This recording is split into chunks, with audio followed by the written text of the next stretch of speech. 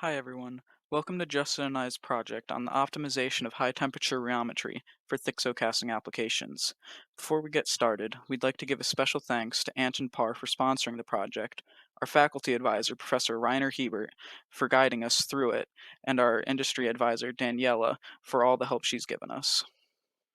Now that title might be a little bit daunting, but it's rather easy to understand when broken down.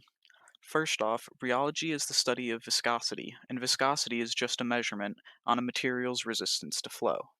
One quick example to help you understand is that honey would be way more viscous than water because water flows a lot easier than honey does. Studying viscosity is helpful in the process of thixocasting, which is a form of casting in which a semi-solid molten metal alloy is stirred during the process of solidification. Because of this, it is vital to understand how the alloy will flow during it. So the goal of our project was to optimize the viscosity measuring capabilities of Anton Parr's FRS 1800 above 1400 degrees Celsius and examine both a liquid and a liquid solid region of an alloy. The first step to undergo in this project was to identify an alloy to test. We chose to go with a 15 weight percent cobalt titanium alloy, specifically because of its wide liquidus temperature range, so testing would be varied.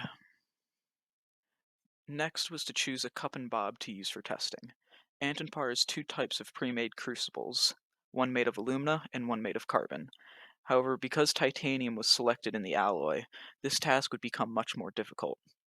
If you didn't know, titanium is highly reactive at high temperatures, so this immediately ruled out the alumina crucible as it would dissolve rapidly in the molten metal. This left the carbon crucible. This option was superior to the alumina crucible, but it was not that great of a match either.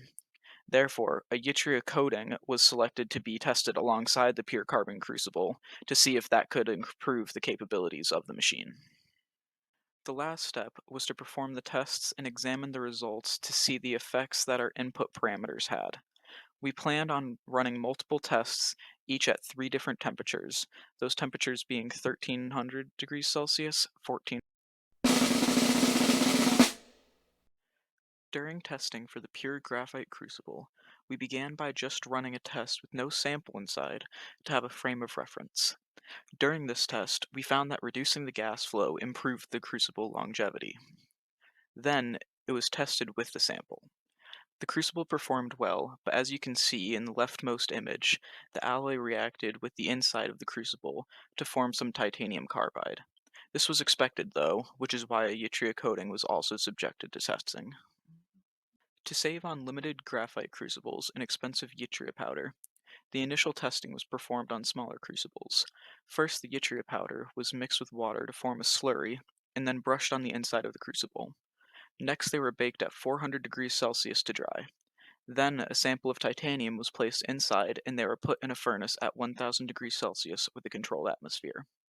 Once the test was completed, there were no changes observed in the titanium, so the last step would be to run a full rheometer test to see if the shearing removes the coating.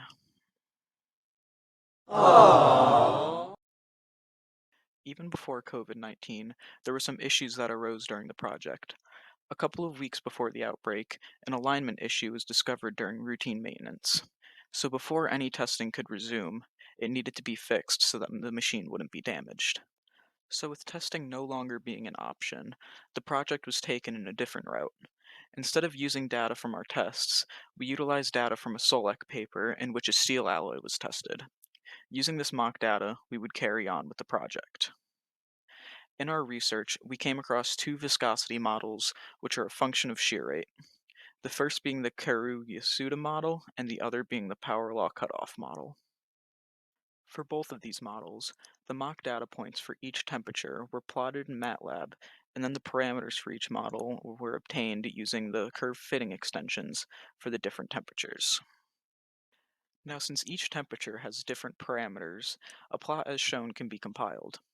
With just the data in this plot, the viscosity of the alloy can be calculated at any temperature within the given range.